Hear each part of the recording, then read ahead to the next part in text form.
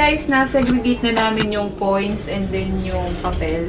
So, hindi ko pa siya na-total kung magkano, pero ito yung ano na namin siya. So, meron tayong dalawang 500. Tapos ang 100 natin, 1, 2, 3, 4, 5, 6, 7 natin 100. Isang 50. Tapos, 1, 2, 3, 4, 5, 6, 7, 8, 9, 10, 11, 12, 13 pieces natin, 20. Tapos, ito, meron tayong sobra, mamaya isasama natin siya. Tapos, meron din mga 25 cents. So, ayan na. Meron tayong tiga 10 na bagong coins. Lumang coins na tig 10 pesos, 20 pesos, 5, lumang 5, and then, tig 50 piso na tig 10 pesos. So, ito total ko na lang siya.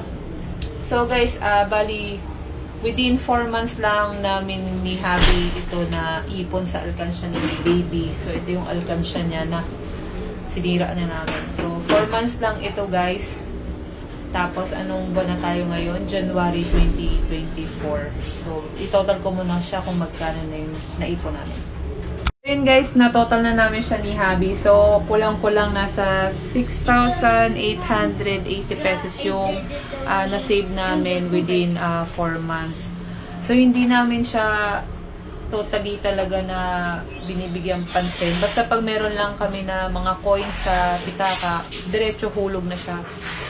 So, ayun. Tapos, itong mga papel, ito, bigay ito ng mga ninong ni baby. Sa 8 daw, doon sila papapalit. Kaya, Sa base 8 yan. yun, pambili, ang purpose nito is ibibili namin siya ng damit ni baby Base or 8 kung ano yung makita sa labasan? natin sa Hindi, Tita hindi Changi. lang, oh. So, hanggang dito na lang. Maraming Base 8. salamat po sa mga nanood. Until next Para video. mo kung gusto nila. Peace out! Busy.